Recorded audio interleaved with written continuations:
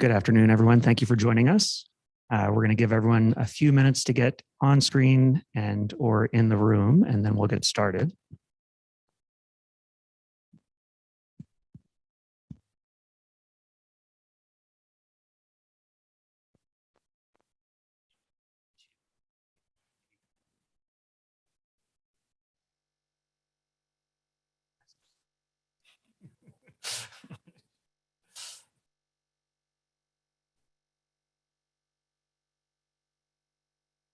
Okay, everyone, I'm just going to go ahead and make an introduction, and then we'll get our first speaker on the stage and get ready to go. So I want to welcome everyone to the first in a four-part lecture series brought to you by the St. Luke's Sustainability Program and the Idaho Clinicians for Climate and Health.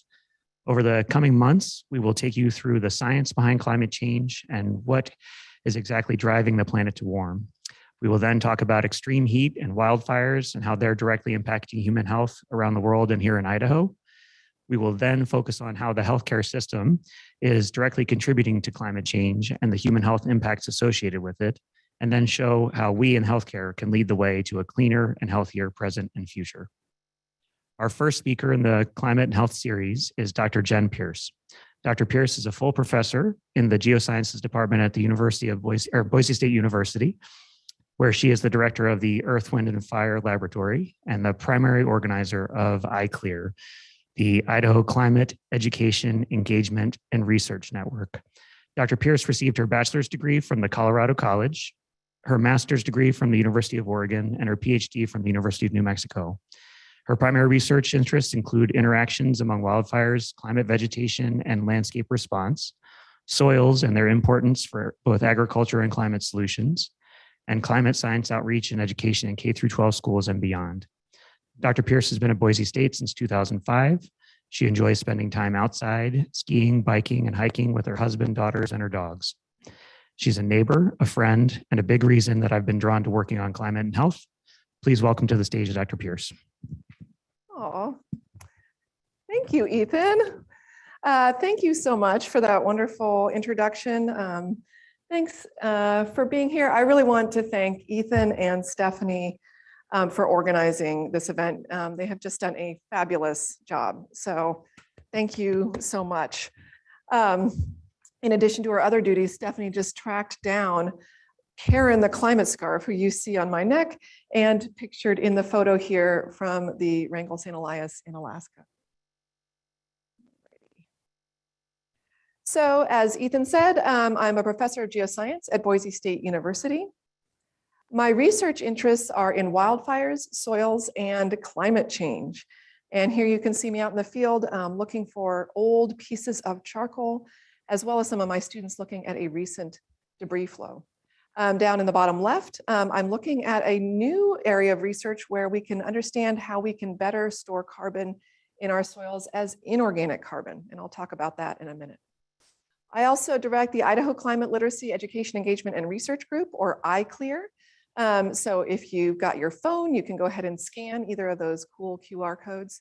And hopefully one of my students will check the Instagram account. We have the meetings on the second Wednesday of each month, and I encourage you to come and hear what we're doing in the community. So why am I here at noon when I could be mountain biking, gosh, during the summer? It's because of my kids. So our kids, my kids, your kids, nieces, nephews need a functioning planet. And preparing the next generation of Idahoans to meet the challenges of a changing planet is no small task. There have been shifts in agricultural production, increases in the size and severity of wildfires, reduced water quality, severe health impacts from wildfire smoke and summer heat. And these are only a few of the challenges that our kids face. I would say, our kids are not prepared to address these challenges. This is akin to setting our kids off on an old-fashioned sailing boat across the Pacific without training them about navigation, about ship maintenance, about food storage. That's the magnitude of the climate change challenge. And we really owe it to our kids to give them the tools to address that. Now, normally I end my talks with this section, there's hope. But several friends and physicians I talked to over the weekend said, you really gotta emphasize the hope. That's what we need. So yes, indeed, there is hope. So I'm going to begin and end with hope. Just this last week at a 4th grade class right here in Boise, Idaho, these are some of the climate solutions that those kids came up with. On the left, you can see a solar storage facility going to multiple generators. And on the right, I really like this. 4 girls came up with this lightning catcher system where they're catching bolts of lightning and storing them underground to power cities. As it turns out, 1 bolt of lightning, if we could actually capture that energy, would provide enough energy for the city of Boise for a year. So they are on to something. Just yesterday, I was at the Youth Climate Summit over at JUMP. There were over 200 people there, kids, high school kids there, and I was blown away by their drive, motivation. These are amazing kids that we've got out here in our community. So there is hope, and we owe it to them as the adults in the room to do the right thing. All right. So just going to step through a few animations showing that, yes, indeed, climate change, maybe unlike Bigfoot, is real.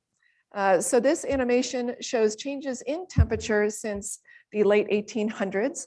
This is the same graphic that is actually shown on Karen, the climate scarf that I'm wearing right now. For the climate scarf, you can see changes in Idaho from 1895, which is the blue, to 2021. Globally, what we're looking at here on the animation on the map are global changes in average temperature. As you can see, we really see a shift and a sea change between 1985 until present, where temperatures have gotten much, much warmer, much more quickly. So this corresponds with Yale climate communication maps, which show that the percent of adults who think global warming is happening is at least 72%.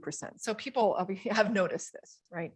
The next part is a little trickier for some folks. This is the section on It's Us. Scientists have known that greenhouse gases have warmed the atmosphere for about 165 years. Eunice Foote, who is an American amateur scientist from the mid-1800s, experiments, she foreshadowed the discovery of the Earth's greenhouse effect, and she is just now getting credit for this discovery. Her experiments compared temperature within cylinders filled with different gases, and they revealed the ability of water vapor and carbonic acid, or carbon dioxide, to raise temperature. So we really need to recognize Eunice Foote for her discovery. Later, and more famously, until now, because we're all going to talk about Eunice Foote, in 1895, Svante Arrhenius wrote a paper on the influence of carbonic acid upon the air, in the air on the temperature of the ground. He was from Sweden, and he hypothesized that burning coal would indeed increase the temperature of the Earth. He thought this was going to be a really good thing because it was really cold in Sweden, and so he was looking forward to slightly warmer temperatures. This is the most requested graphic I usually get after talks like this. This, if you want to check it out or show your friends and relatives, you would Google NOAA pump handle if you want to find this later on your own, and it will come up. So this shows several things. On the right, you can see changes in atmospheric CO2 in parts per million from 1980. Now we're here at 1988. And you can see both the overall increase in atmospheric CO2. You can also see this seasonal up and down pattern, which is caused really by the breathing of the Earth. So in the springtime, right now in Boise, Idaho, plants are growing. Those leaves are taking up CO2 from the atmosphere. And so atmospheric CO2 goes down.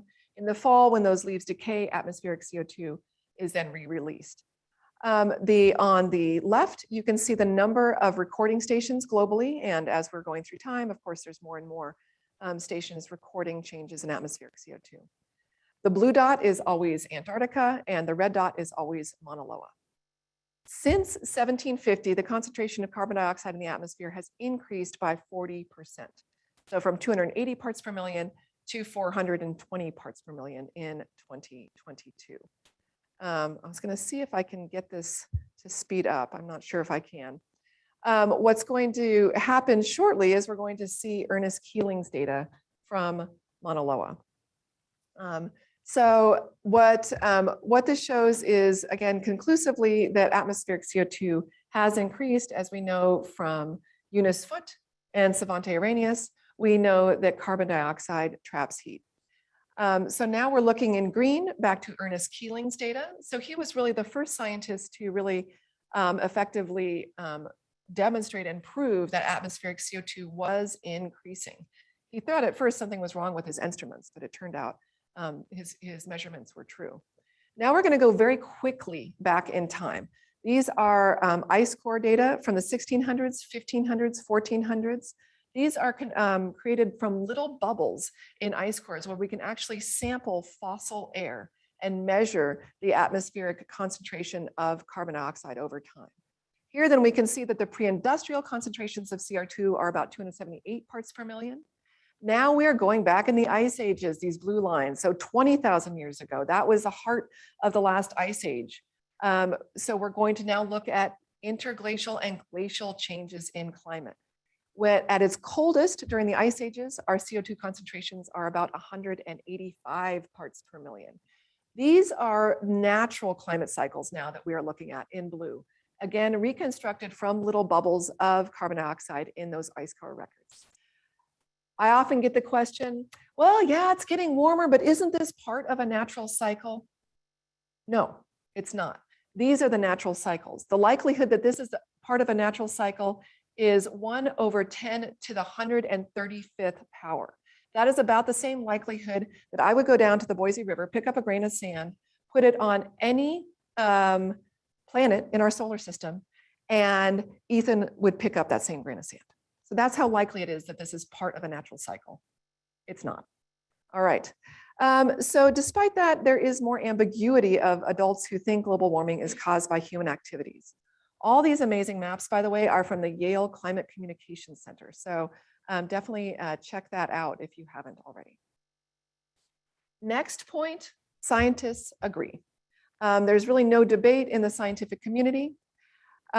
Despite that, when we look at the percent of adults who think that scientists think global warming is happening, you see a lot of more of these blue doubtful colors. This is despite the fact that over 97% of scientists agree that climate change is happening and it's human caused.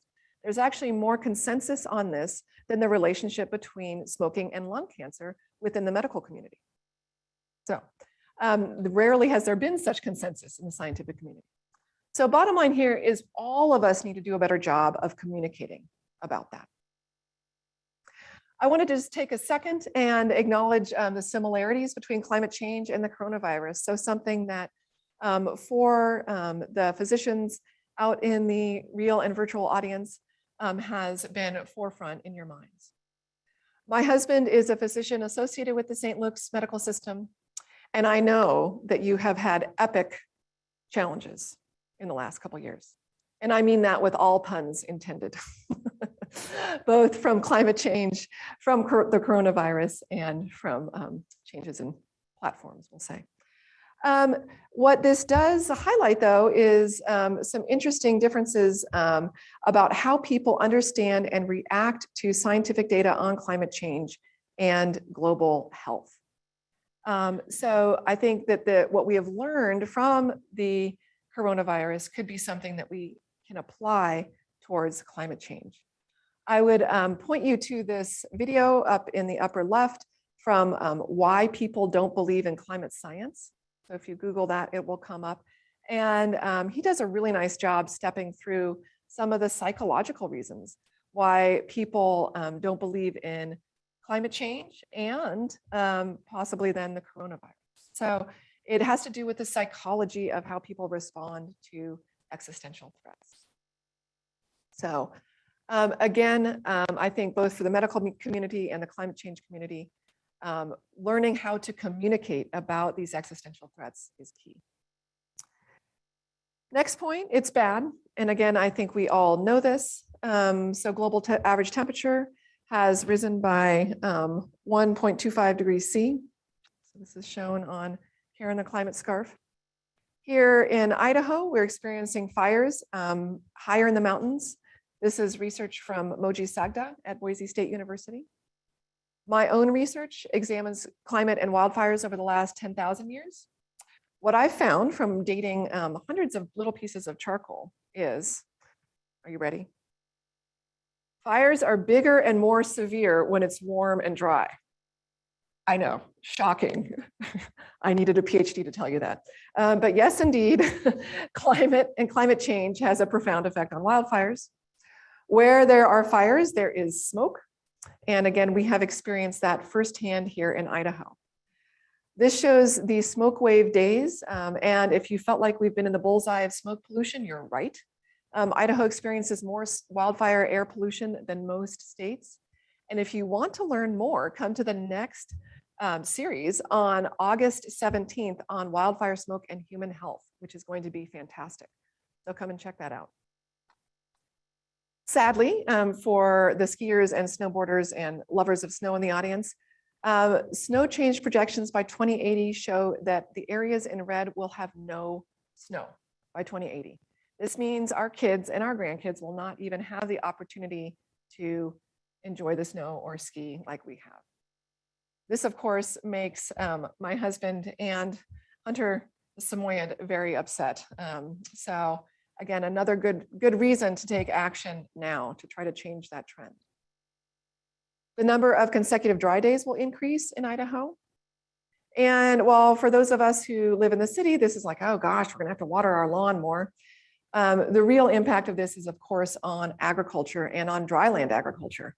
So our agricultural communities will really feel the brunt of those consecutive dry days. With those consecutive dry days will come lower stream flows. So low flows will get lower in our streams. And this is work from right across the river from where I am right now at the Forest Service Research Lab, Dan Isaac and his group doing really important work for salmonids.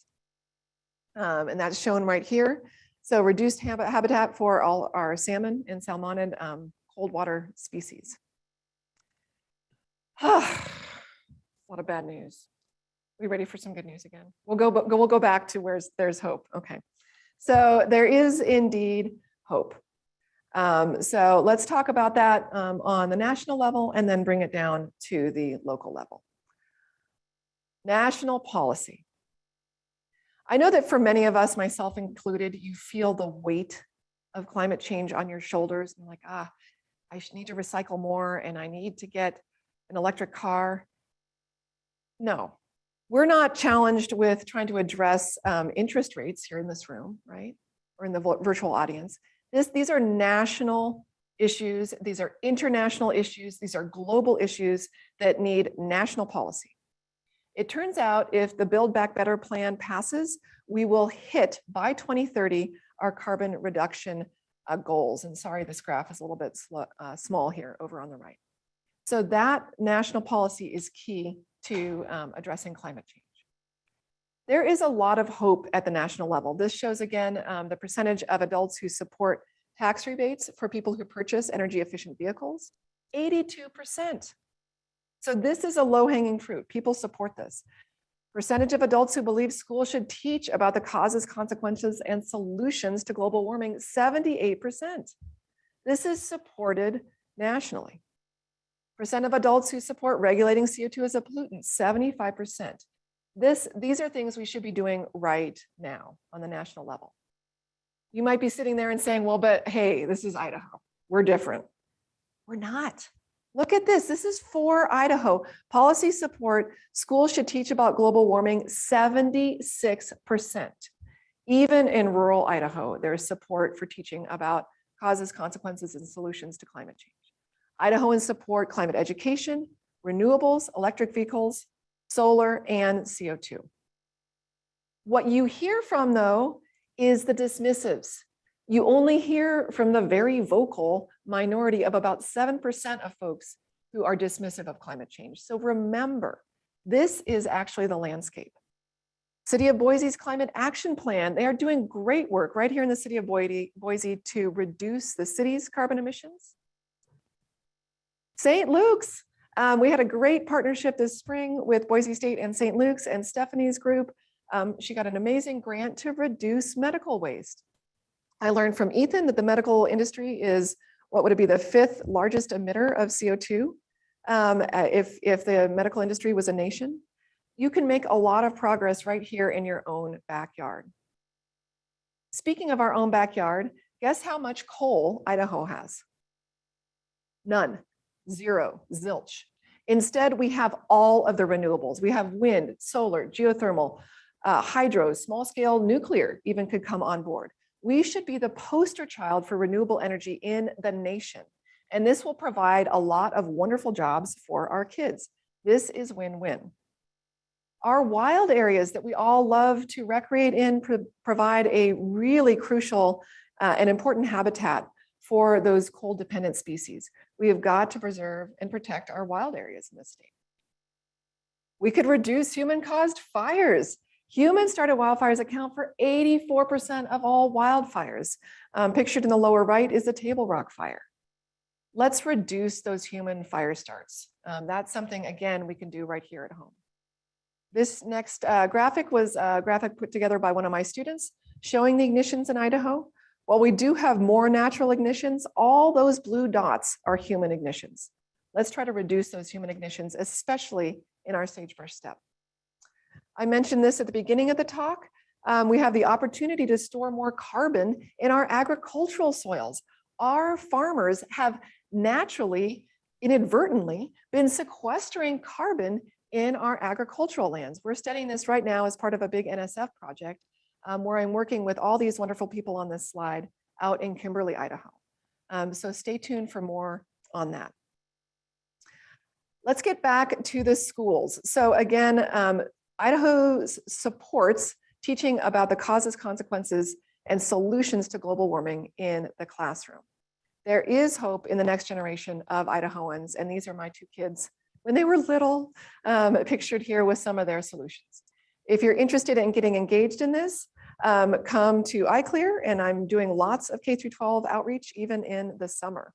And this again shows some of those K-12 climate solutions, which I don't have too much time to talk about right now. Art for Climate, this just happened. This was put on by a Boise High student and 2 Boise State students. The art is fabulous. This is all youth climate art. They had an amazing exhibit. Check out Art for Climate Boise, and you can still see those pieces online. Idaho Statesman, just from the last year or so, these are our students out there in the community demanding. Here we have Lizzie, who applied to be on the Boise State School Board and demanding clean energy. Let's support them. These kids can't vote yet, and they're doing all of this. Climate Stories, another Boise High student started a Climate Stories website where you can share your climate story. Tomorrow, I'm teaching a professional development class on wildfire education with my graduate student, Danielle. And I say all this, what I don't want you to leave with is, oh, thank goodness, the kids are going to solve the climate problem. We're gonna let those bright young people take over for it. No, we're not doing that. This is the equivalent of trashing the house, wrecking the car, and making your kids pay for it. It's not okay to say, let's let the kids have this. They can solve this problem. No, we've got to support them because we're the ones with the money. We're the ones who can vote. So on that, what is the most important thing you can do? Talk about climate change. This shows the percentage of adults who address global warming at least occasionally, 35%. Talk about it. I bring up climate change at least every day. You could make yourself your own climate scarf. Talk about it. So that is your challenge. Talk about climate change. Talk about this talk to your friends and relatives. Come to iClear and learn more about what you can do in the community. So thank you very much.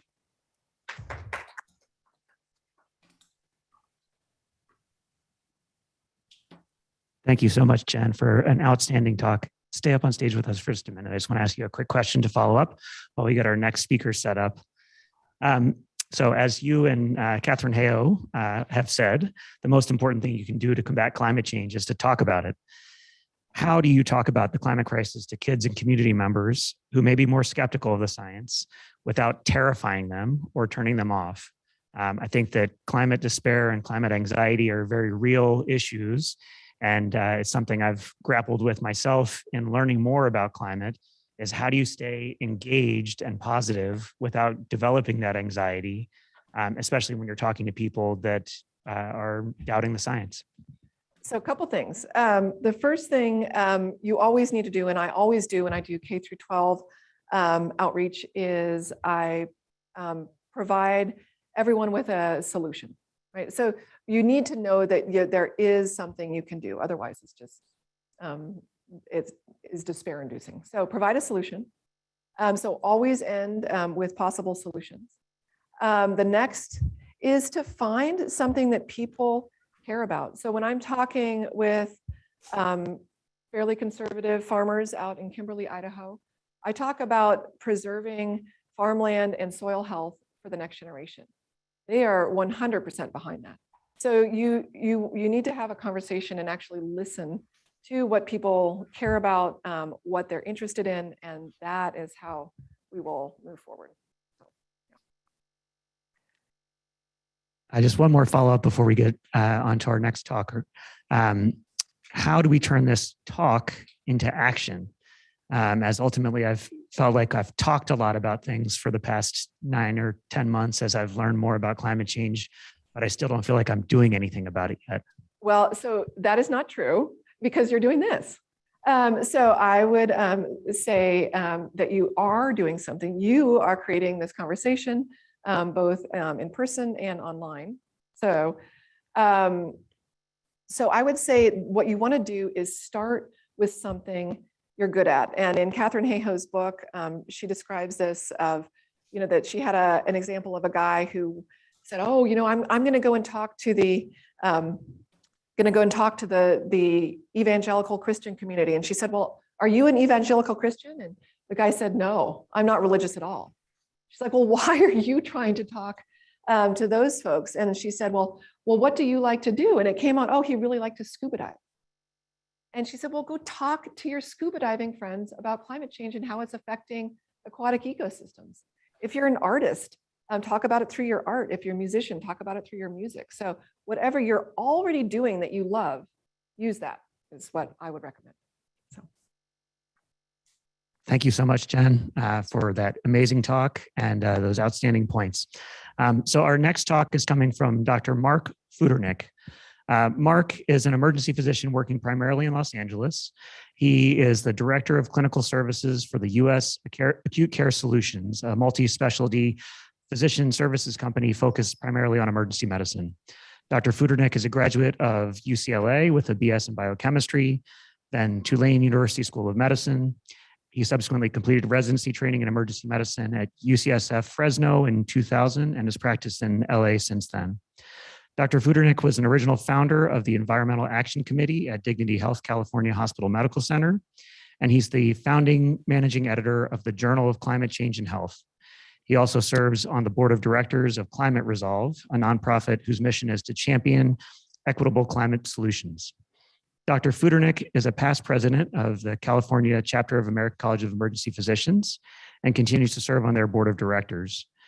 He's also a member of the board of directors of Dignity Health California Hospital Medical Centers Foundation, where he's an active fundraiser for the hospital, chairing their annual Heart of the City 5K run walk. Marc has been another incredible mentor for me in my climate journey. Please welcome him as he tells us about the impacts of heat on human health. Thanks so much, Ethan. Really appreciate that. Can people see and hear me?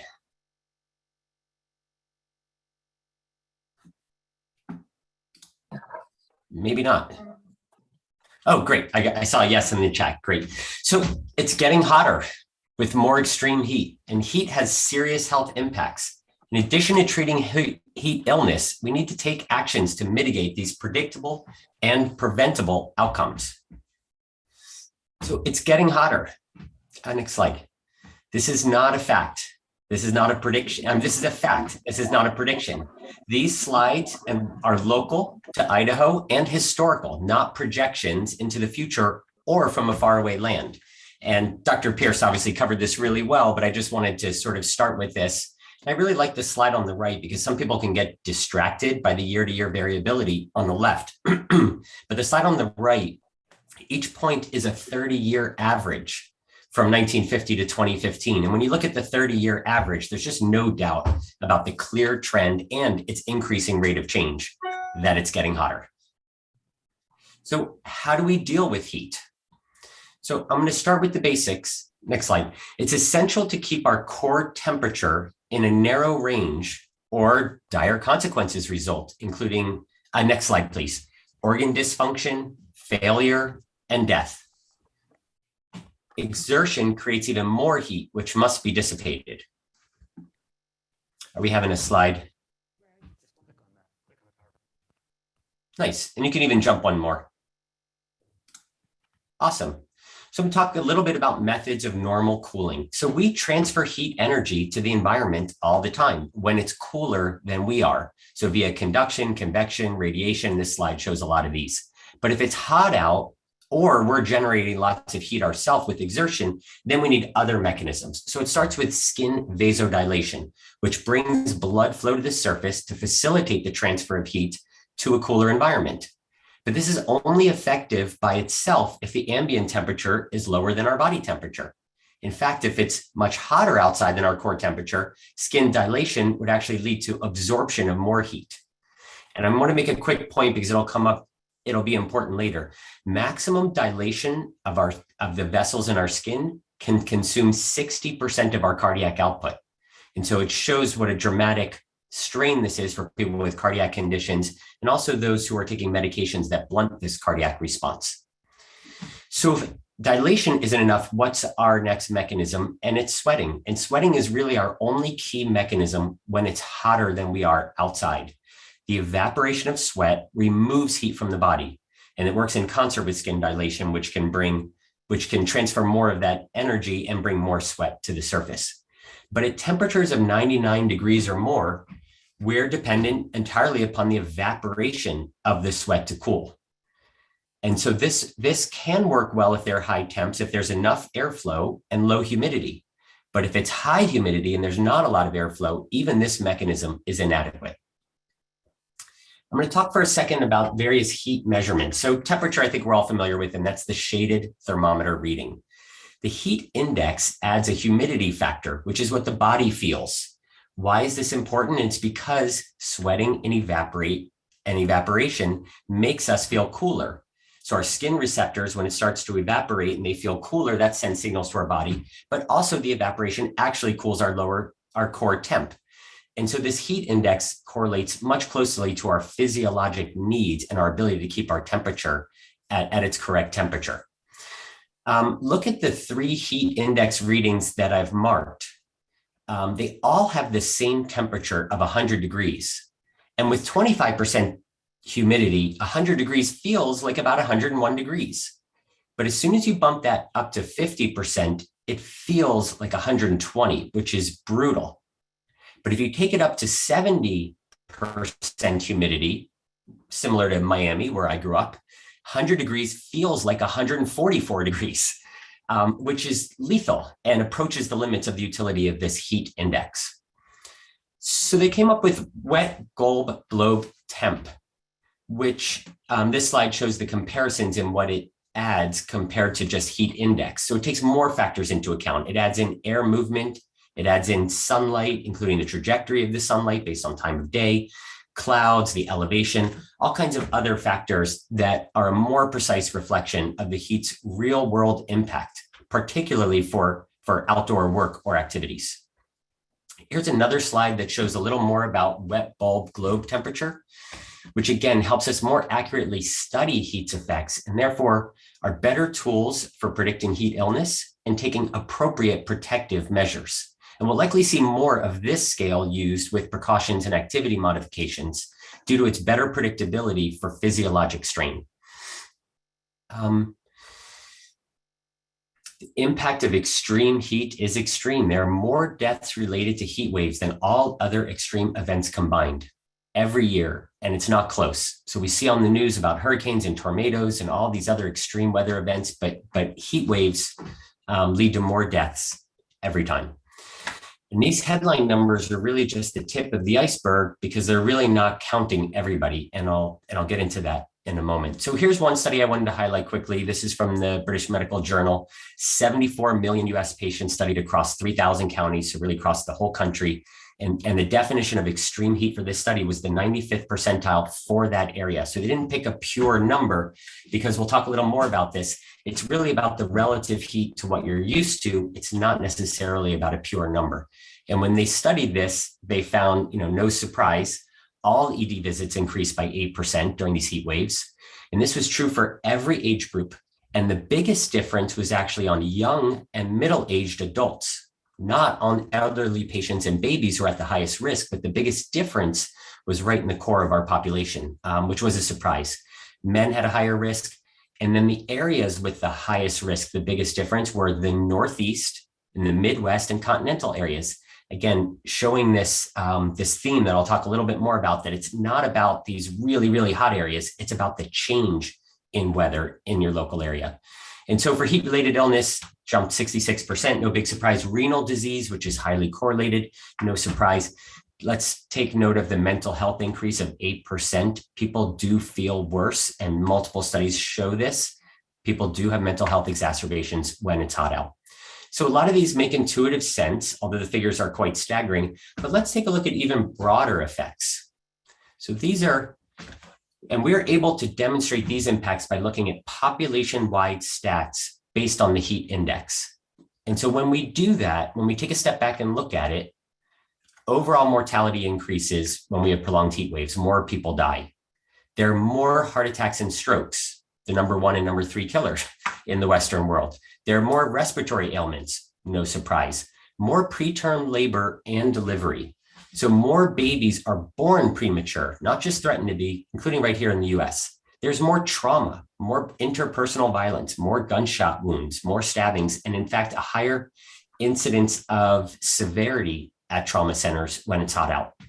Exacerbations of psychiatric illness, as we said. And in the ER, we often feel like, oh, maybe people are coming in from the heat and they just want to get out from the outside. But what we have statistically shown is that more people actually complete suicide when it's hot out. And I want to point out that a lot of these heat studies were done in California on patients with access to modern medicine. So these are not coming from third world. For instance, there was a study at Kaiser that showed that increased rates of preterm delivery related to heat events. So these were women who had health insurance, were able to access air-conditioned hospitals, were able to get IV fluids for dehydration. They even got medications to stop their preterm labor, and yet they still had a higher chance of delivering preterm babies simply because they were exposed to higher temperatures the previous few days. So we're seeing the health effects of extreme heat today, but we're just not recognizing it. So I'm going to say again, don't think that the impacts of extreme heat are only a concern for the tropics or Africa or Arizona or Death Valley in the US. Because of the lack of acclimatization and preparedness, including air conditioning, most big heat-related death events have been in moderate climates. So Montreal in 2018, Paris in 2003 reported over 15,000 deaths in a single heat wave. Japan in 2018 reported over 1,000 deaths and 18,000 hospitalizations. And then here's a graph of last year's Pacific Northwest heat dome, which estimated in excess of 1,000 deaths. And all of these were moderate climates where the population was simply unprepared for the extreme heat. So we need to prepare. So let's talk a little bit about heat illness. And there are various levels of heat illness: heat cramps, heat rash, heat stress. But the key is differentiating heat exhaustion from heat stroke. And so when you look at this next checklist, I know this is a difficult slide, so I just highlighted a couple of items. They both involve a variety of symptoms where you're just not feeling well. It's really hot out. But I think the key differential to identifying heat stroke, which is really very serious, is CNS dysfunction. And by that, I mean altered mental status. So people who are confused, they're just not acting right. That's a clear sign of organ dysfunction, probably indicates there are other organs failing, probably indicates that the core temperature is greater than 104 degrees and is a medical emergency. Let's talk a little bit about classic versus exertional because this hits different people.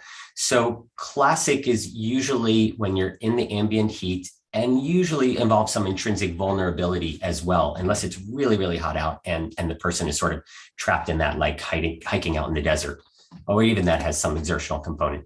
Studies show that versus exertional, which is sort of obvious what that means. And studies show an increased incidence in high school football players and in military personnel. So these exertional heat stroke cases are increasing over time. So I'm going to dive into the risk factors a little bit. For classic heat illness, heat stroke, prolonged exposure, especially without nighttime cooling. And this is something we're learning more about, how the body needs to cool overnight to be prepared for another long day of very high temperatures. But our nighttime temperatures are increasing even faster than our daytime temperatures. So a significant concern. There are physiologic factors. Age, sweating efficiency starts to decline in the 40s, cardiovascular fitness. You could go back one slide, please. I got a little bit more on this. Social factors, isolation, not having air conditioning, independent mobility is essential if you're not able to move yourself to the proper place. And then lots of medical conditions like diabetes, renal disease, hypertension, pulmonary disease, obviously. People don't think of this, but people with significant dermatologic disease have impaired sweating and impaired thermoregulation. And the most important is neurologic, where if you're not sensing it or you don't have the proper agency to take care of things. I want to quickly mention some important medications: diuretics, blood pressure medicines, psychiatric medications, anticholinergics like bladder spasm medications, thyroid medications. All of these contribute to the incidence of heat illness. Infants and toddlers, babies have immature sweating systems until about 10 weeks of age. So they can't thermoregulate the way an older child can. And then an older child doesn't have that agency. So think about a hot car. And a kid that might be trapped there. There's just really nothing they can do to control their own situation. One study I saw found a 9-fold increase in SIDS during heat waves. So pretty shocking statistic. I'm going to talk quickly about some of the exertional risk factors. Obviously, this is athletes, kids, and outdoor workers. Conditioning is really important. When you're in better condition, you're more efficient with your metabolism and you generate less heat per unit of work. Obesity is a negative factor. Heavy clothing like a uniform, obviously helmets, increase the risk. And acclimatization is protective. And I'm personally fascinated by this. We observed that visitors were at much higher risk than locals when there were heat waves. Also that early in the season was worse than later in the season, even at the same temperatures. And we started studying why this is, and we started observing some amazing physiologic adaptations. So after just a couple of weeks of being exposed to higher temperatures, we lower our base temperature, we lower our basal metabolic rate, we increase our blood volume, we vasodilate and sweat earlier when it's hot out, we have a larger sweat volume with a lower sodium concentration, which prevents the salt loss. And this adapts us to the heat. And as a demonstration, California actually has laws about how quickly new outdoor workers can ramp up their work with just a few hours a day the first week and then more the next week, because they found that this was a dangerous period for workers. Next slide. Quickly, I'll just show this slide about the pathophysiology, but I'm not going to dive into it, but I know we have a number of doctors in the room.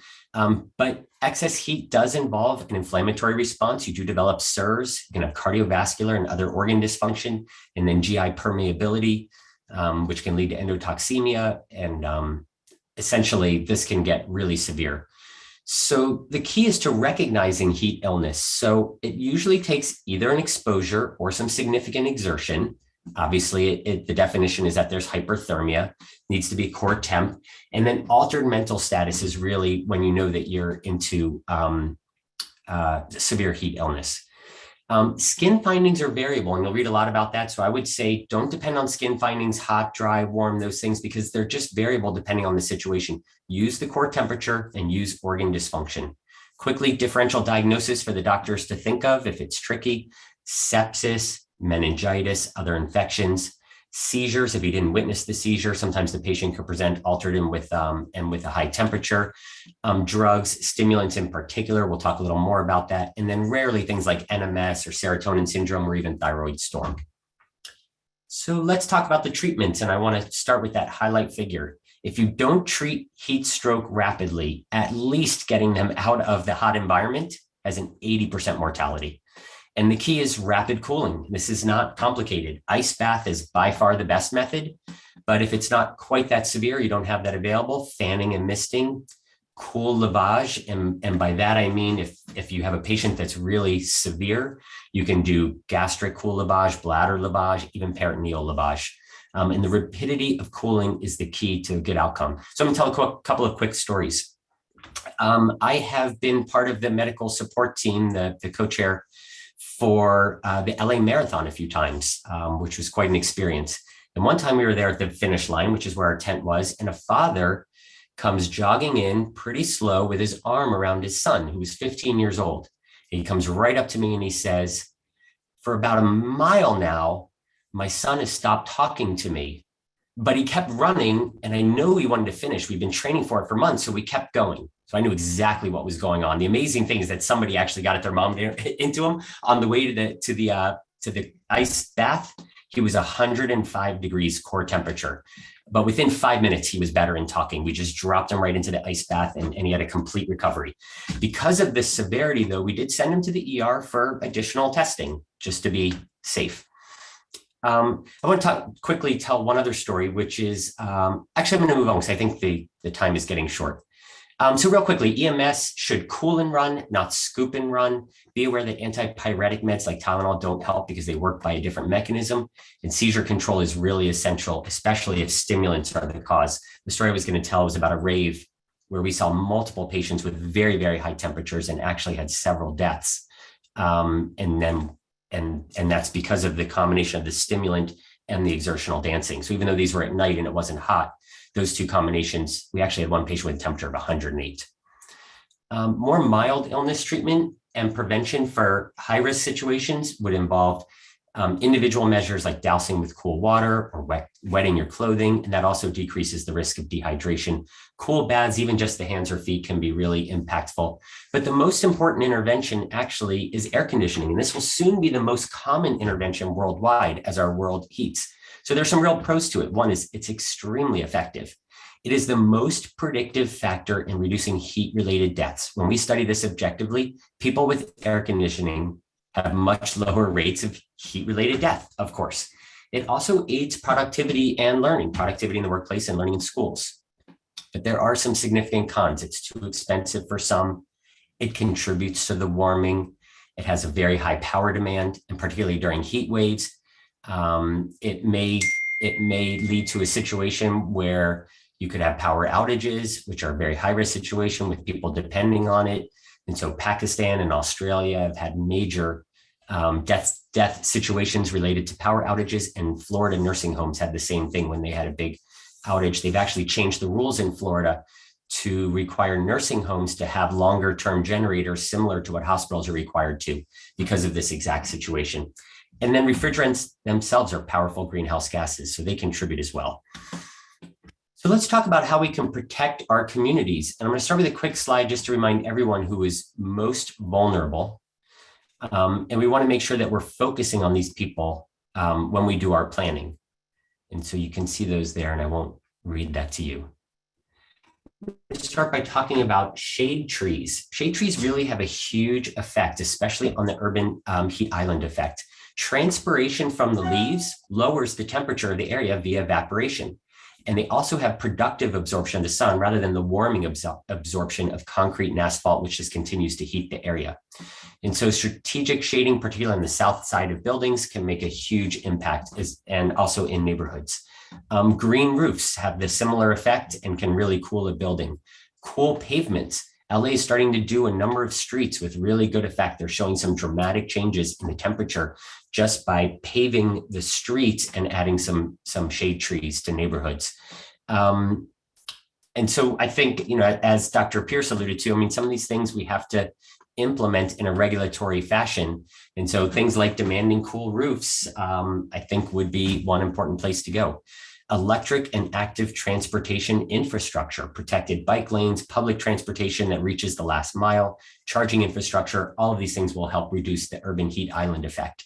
And if we can do that, then we can decrease our AC and our power needs with the same effect physiologically. So it would be a real win-win to do some of these interventions. Workplace modifications are really important. Water, shade, timing of breaks, air conditioning, timing of the work, starting earlier in the morning, during the summer, things like that. And without these, we take unnecessary health risks and we have decreased productivity and decreased cognitive performance. There was actually a story. Those who are at risk are not just the outdoor workers and indoor workers, but also intermittent outdoor workers who don't have the time to acclimatize. So a couple of years ago, there was a dramatic heat wave here in Los Angeles. It hit 119 and a postal worker was found dead in her car and she had died from heat stroke. I'm a big fan of these resiliency hubs and we're starting to build them. And we've actually introduced some legislation in California to provide grants to all cities to create these. And what they are community centers with emergency as well as ongoing functions.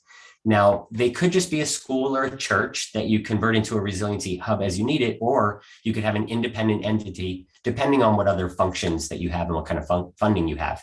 So the ideal would be for them to have an independent power source, such as solar with battery backup. That way, when there are power outages, people could go to the resiliency hub. Obviously has to have the shelter for whatever your issue is. So we're talking about heat, but it could be from the cold. It could be having basements from tornadoes where other people don't have them. They should have clean drinking water. They can be information and communication hubs, especially in a disaster. This can be a place where people try to gather and find each other and have their communications set up. Information research, backup storage for needed supplies, disaster supplies, food storage, food distribution centers. So lots and lots of things that can happen at the resiliency hub. And if you're looking for regular uses, community gardens, seed repositories, rainwater catchments, youth centers, senior centers, lots of things that can be done at these resiliency hubs. I think heat action plans are really important for communities. And what they typically are, they have targeted health wardings, and they also have sort of triggered responses, as well as guidance and education. So it might be opening their cooling centers around the city, delivering water to areas that you know will have trouble, outreach to high-risk populations like nursing home populations, or elderly isolated populations and homeless populations. And I put up one example of a heat safety tool app, which has a combination of both giving you things like the heat index, but also giving some direction about what to do. And so quickly, these plans should include contingency actions for power outages, things like cooling, fridge preservation, safe water access. There are places that need special needs and have their own heat action plans, like hospitals, nursing homes, and then the community should have plans for homeless and those in makeshift housing, and workplaces and schools with significant exposure should have their own heat action plans, large gatherings, sports, etc. We actually did a heat drill at our hospital and found some really unique challenges. For instance, we didn't know until we did our heat drill that not every area of air conditioning is on the backup generator. So we had 2 floors that would have overheated when we went to our backup generator. We also found other failures related to the heat, like the elevators, which were a problem. And then one of the biggest challenges we found in our drill was trying to discharge people who, again, didn't have safe places to go because it was so hot out, in combination with the huge overloaded patients in our emergency department. So something to plan ahead for. Quick example of an activity guide. This is from Treasure Valley, so local, although I don't know exactly how local. This is sort of a school and sports guide, and they're using heat index, which is better than just pure temp. And next slide, as you can see, there are lots of precautions and interventions when it's very hot. Next slide, please. But at a certain heat index, you could see that the answer is just stop all outdoor activities and even stop indoor activities if you don't have air conditioning, which of course is a real bummer. So how can we stop making it hotter? So we talked a lot today about recognizing, treating, and even preventing heat illness. However, when we do the root cause analysis, RCA for the admin docs in the room, of this growing problem, it's very clear what is causing it. And to prevent the worst of it, we need to stop burning things for energy or heat. Simple in concept. So I still hear from plenty of people who doubt that climate change is happening or is caused by our emission of greenhouse gases. So I made this slide. Even the oil companies have admitted that human-caused climate change is real and must be addressed after denying it for decades. We must stop contributing to the cause. We must not ignore what is clearly happening. Our future comfort, pleasure, our activities, our way of life, our health, and even our very survival is potentially at risk. If we do nothing, if we fail to address this problem, how is it any different from leaving our baby in the back seat of the hot car and just walking away? We know what is at stake and we know what needs to be done. So let's get to work. Thank you.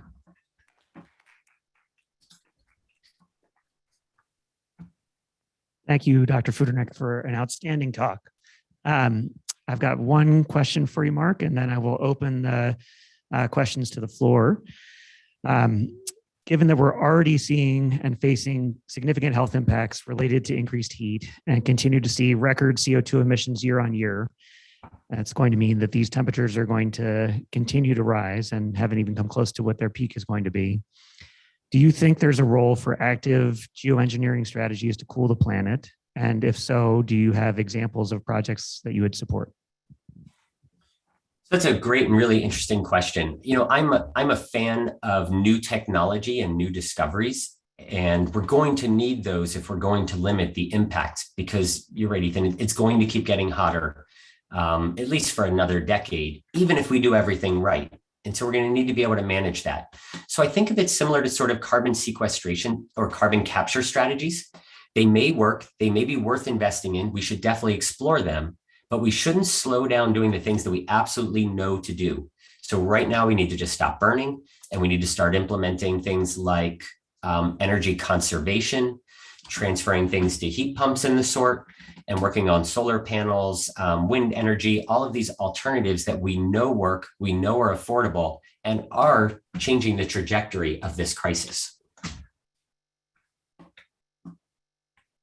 Okay, I've got a couple questions from the crowd. First, Dr. Pierce, would you come join us on stage?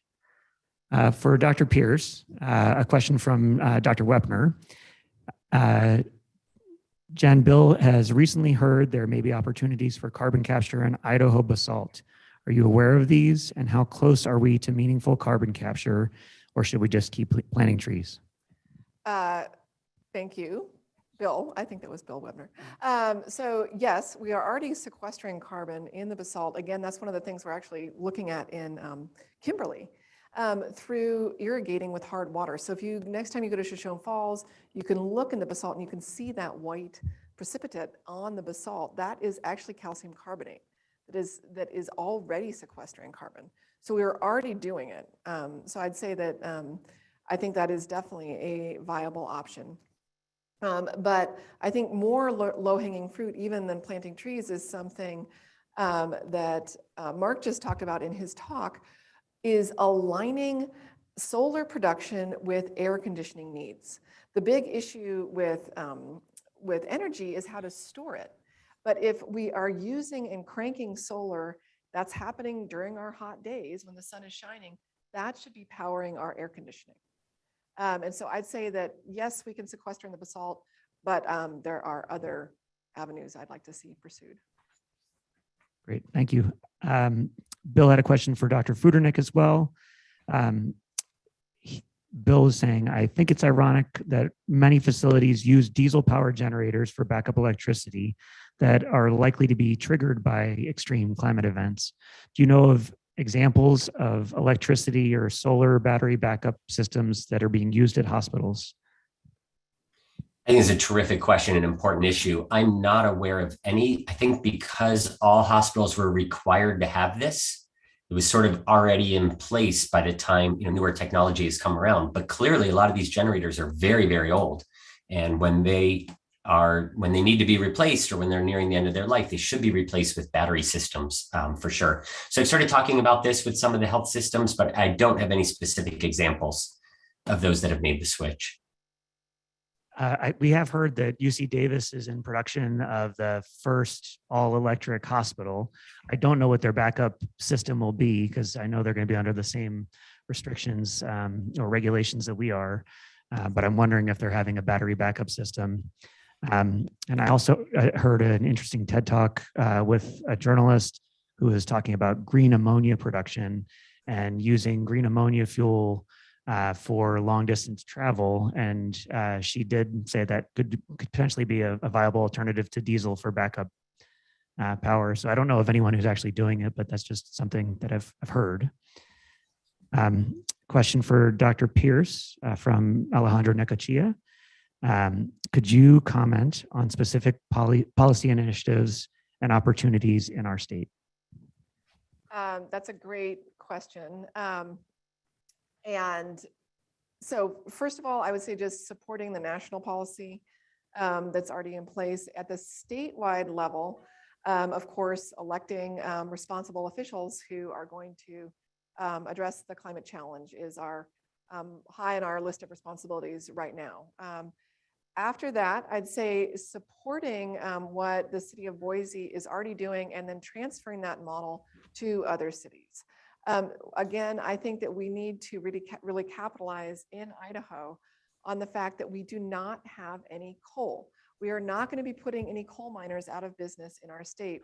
Quite the opposite, we will be employing and bringing in people for high quality, good paying jobs in renewable energy. And so I think that the faster we can transition to being a 100% renewable state, there was a Stanford study that estimated that there will be 25,000 new well-paying jobs in Idaho in renewable energy by 2030.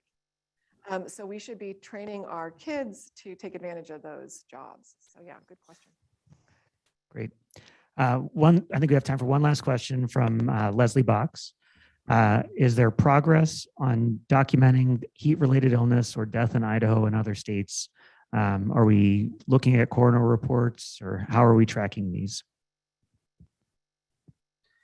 So I'll jump in quickly and say I'm not specifically aware of what may be happening in Idaho, but a lot of the studies will give you access to the data. So for instance, if you look at that BMJ study, they studied 3,000 counties. And so I imagine you will find some pertinent counties that you could look at the data and see, how heat waves are affecting. That particular study was about ED admissions. But I'm not personally aware of anything happening specific to Idaho as an isolated study or an initiative. And I would just chime in. I actually looked into, when I first realized that wildfire smoke is the primary way that climate change affects our health here in Idaho. I thought, well, gosh, let's go document the number of folks who are suffering from smoke. And I quickly realized as a geologist that it was not going to be that easy.